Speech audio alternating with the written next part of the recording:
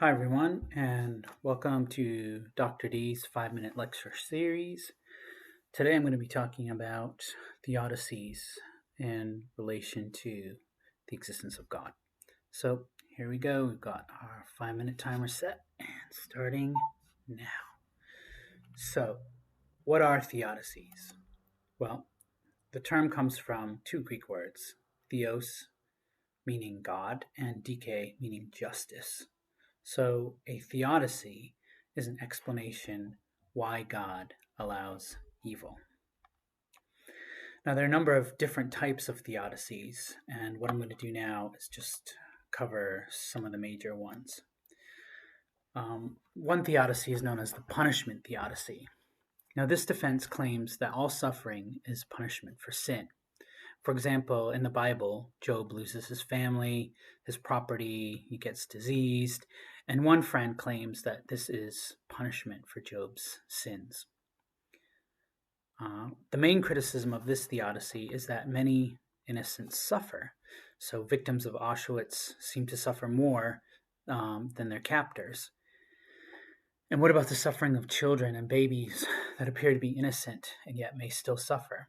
So if suffering is punishment for sin, then shouldn't it be distributed proportionally to those that deserve it? Another theodicy is what's known as the counterpart theodicy.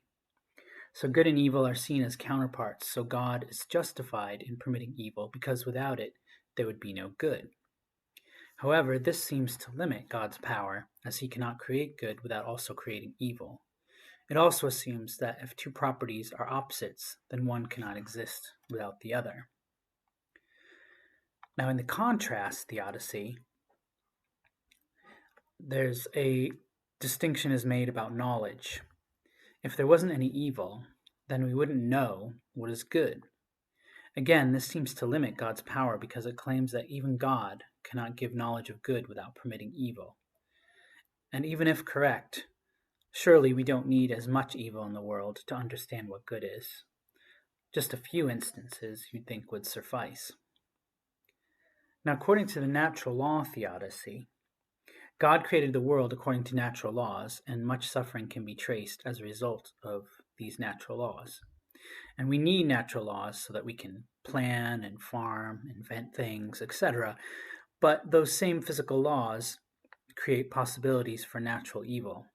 So, for example, the same water that quenches thirst also drowns.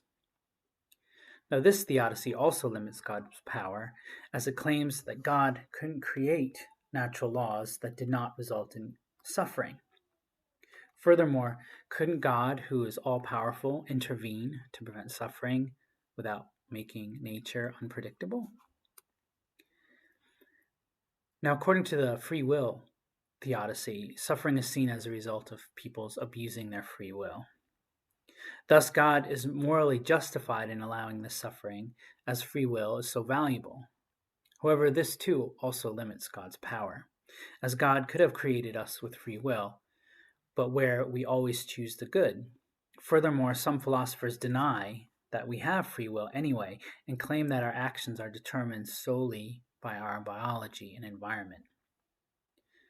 Finally, this theodicy may go some way to explain moral evil, but cannot account for natural evils such as earthquakes, tsunamis, pandemics, things like that.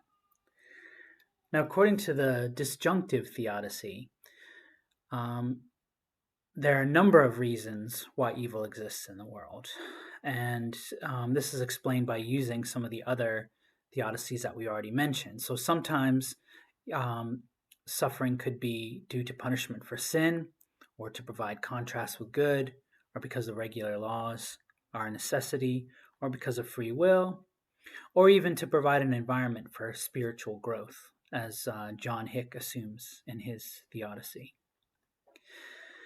So this has some advantages by offering a wider range of explanations for the existence of evil, but also suffers from the same flaws that the individual theodicies that we've already looked at. Finally, I'll just mention St. Augustine's answer to the problem of evil, which was an ontological solution in the sense that he saw evil not as existing in and of itself, but evil as merely the absence of good, and God being the perfectly good. And as beings get further away from that perfection, then what we're really seeing as evil is merely an absence of goodness. Well, it looks like I'm out of time. So thanks for joining me in this talk on Theodicies, and I look forward to seeing you all again soon. Take care.